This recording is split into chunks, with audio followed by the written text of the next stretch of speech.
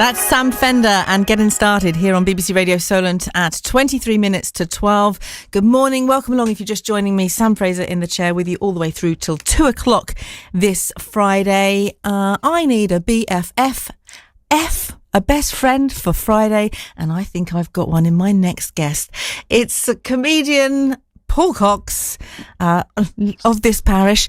Paul, lovely to speak to you today. Sam, so lovely to talk to you too. It's great to hear you back on the airwaves. You're such a wonderful broadcaster. How was your Christmas? You're wonderful. I'm just There's no two ways about it. I'm so pleased that we invited you on today. My Christmas was busy, and I'm feeling a little bit poleaxed now. And yours was very, very busy too, because I should mention that, of course, it's your epic comedy clubs across the south they take place very regularly now. They can't be. The empire has really been extended. Paul, just tell us where you're doing comedy now.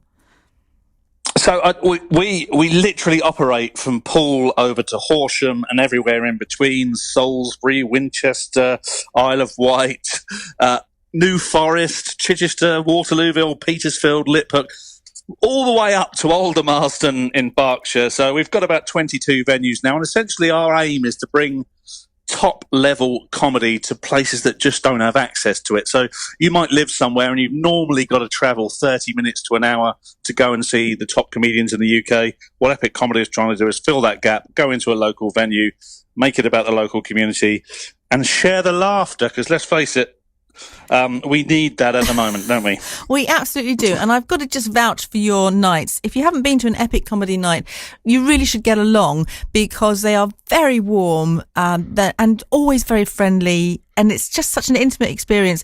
And there's some great names. Just give us some of your headliners this year. Well, this year we've had Sean Walsh, we've had Nathan Caton, we've had Zoe Lyons, Susie Ruffle, Jen Brister. Oh, just so Rhys James, just big names, but also, and that is wonderful, because of course initially that attracts the eyeballs and people along. But when they come along, actually what they discover is that the supporting acts are fantastic as well. They may not have seen them on the television, they may never have heard them, but what they find is there's some real quality, particularly in our area as well. We try and make sure we use acts from the local area, because there isn't so much available. There is things available, but it's few and far between. So we try and make sure we support the grassroots as well. And you were involved in the new Chichester Fringe. You ran a competition there. How did that go?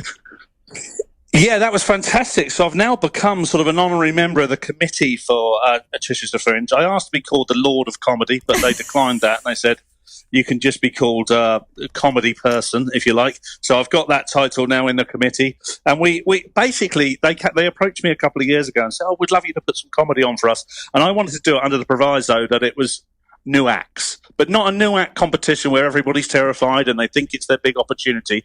Just a really warm environment in which new acts can come along and compete for a trophy, but also feel part of a community as well. I know that sounds very soft, but there's no point creating an environment in which people are scared to do comedy. You want people to need to fall over, get cuts and bruises in order to move forward. So I wanted to create some comfortable environment for which they can do that.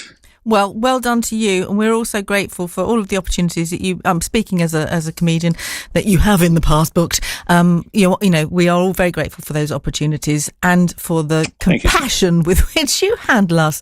I want to talk about your own career though, because 2023 has been a really big year for you, and we've been seeing you a lot on GB News headliners. Tell me a little bit about how that whole opportunity came about for you. So it starts many years ago, actually, with a guy called Leo Kearse, who's now a sort of mainstay of the comedians on GB News. And he approached me about 18 months ago now and said, Paul, we think you'd be right for us. And I'll be honest, at first there was some trepidation. GB News is relatively divisive in the sense it's a bit of a satellite in terms of news channels. It doesn't sit in the very comfortable middle ground where places like BBC and ITV and Sky News occupy. And I did worry at first it might be detrimental to my career to be on a right-leaning station, which of course they are. But it's not about that, for me especially, and for many people who work on there. It's just about a different outlet. I took the opportunity, and I'm very pleased to say it's gone very well. It's given me a platform. People have got to see me in a different light. I've not caused any great controversy, apart from, weirdly, this Christmas Day, we did a Christmas Day special.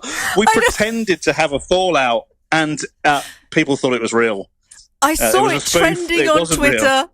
I saw the Express picked it up, didn't they? It was you were a sensation.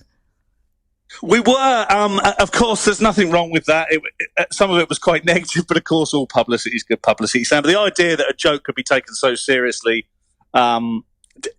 amuses me a great deal, because that's part of the fun of it. You create something that's a spoof, and you in order for it to be good, it needs to be believable. So we had a lot of fun. Actually, the three of us that created that sketch on Christmas Day are back together tonight, so you can tune in and see if it was all a joke.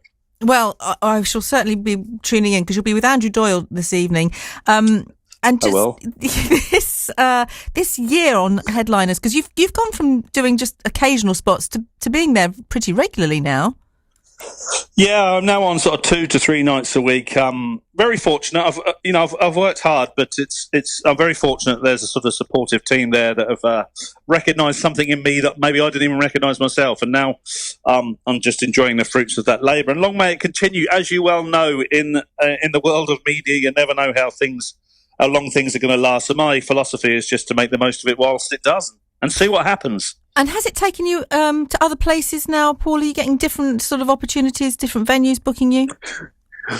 Yes, I am actually. It's opened the world to me a little bit more than it was before. That's for sure. A little bit of a platform, and a little bit of recognition. So people, obviously, comedy club promoters like that as well. If you've got a recognisable face, it does help sell tickets. But I'm just doing all sorts of things. Like in London earlier this year, there's something called the Battle of Ideas, which is something Baroness, I forget her name now. It'll come to me in a sec. But she started this. It's essentially a free speech festival, and it sounds awful, because people just think free speech, that's got to be bad. That's just got to be a load of right-wing views and people who can shout their opinion. It's really not that at all. In fact, it was as left-leaning as it was right-leaning, and it was absolutely fascinating. I got to talk at something like that. I would never have had that opportunity before, and that's led to other things, writing and speeches. So I'm very fortunate, and I'm very glad. Well, we're glad that you're having such a great year, because I always think when you get to this point in the year and you look back at the things that you couldn't have imagined happening, I mean, did you last year think, I'll be running 22 comedy clubs, I'll be on Headliners 3 nights a week, and appearing in the Express trending? No, I had absolutely no idea that would happen. And you may ask me this question again in 12 months' time, and other things have happened or whatever, and I won't have guessed that either. I think one of the wonderful things about life is if you force it, everything becomes a real chore and hard work. Sometimes if you just sit in that roller coaster seat and say, go on then, where are we going? And just take opportunities, then sometimes it can be a lot of fun. Of course, along the way, there's bumps and twists in the road, but it's just been such a fab year. Epic's very close to me. One thing I do get to do on GB News is talk about our area as well. I'll talk, if I can, I'll cram in the fact that I live in Waterlooville or that I live in Hampshire, and I talk about the things that are going on in our area.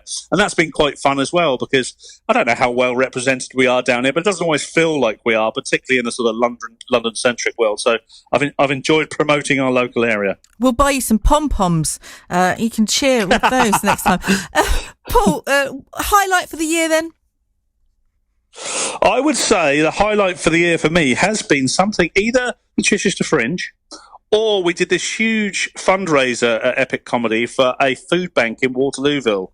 And we did it all profit-free, and we gave all the profits to Care and Share Waterlooville. And just the reason it was so important in the end is because that's my local community, and also just having a slight insight in what food banks have to go through to help the most vulnerable in our communities was a massive eye-opener for me.